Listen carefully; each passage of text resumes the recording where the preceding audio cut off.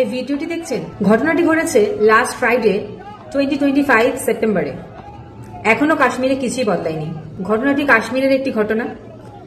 কাশ্মীরের একটি মসজিদ নতুন করে রেনোভেট করা হয়েছিল বাই ইন্ডিয়ান গভর্নমেন্ট ওখানে 40 কোটি টাকা খরচা করেছে, করে নতুন করে এই মসজিদটি রেনোভেট করেছিল। মসজিদটি রেনোভেট করার পর ওখানে একটি বোর্ড লাগানো হয়। বোর্ডের মধ্যে কর্নারে একটি অশোক চক্রের সিম্বল লাগানো হয় এবং তারপরে ওখানকার কিছু লোকাল মানুষ গিয়ে ওই অশোক চক্রের সিম্বলটিকে পুরো ভেঙে গুড়িয়ে দেয়।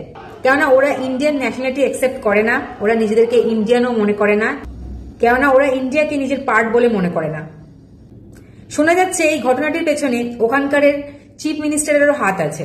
খুব অবাক লাগে এটাই দেখে যে কাশ্মীরের সমস্ত মানুষ থাকবে ইন্ডিয়াতে, ইন্ডিয়া থেকে সমস্ত কিছু সুযোগ সুবিধা ভোগ করবে, ইন্ডিয়ার কারেন্সি ব্যবহার করবে, ইন্ডিয়ান কারেন্সিতে যে অশোক চক্রের সিম্বল আছে সেটাকে কোনো অসুবিধা নেই ব্যবহার করার সময়। বাট যখন কথা আসে ন্যাশনালিটির তখন ওরা নিজেকে ইন্ডিয়ান বলে অ্যাকসেপ্ট করে না। অশোক চক্র আমাদের ইন্ডিয়ান ন্যাশনালিটির একটি সিম্বল। আমাদের voter ID card, Aadhaar card, PAN card, national flag সবকিছুতেই অশোক চক্রের সিম্বলটা আছে। আমি প্রাউড যে আমি একজন ইন্ডিয়ান। অ্যাজ এন ইন্ডিয়ান এই ভিডিওটি দেখে আমার খুব খারাপ লাগলো, তাই আমার মনে হলো যে আপনাদের সাথে এই ভিডিওটি শেয়ার করা খুব দরকার।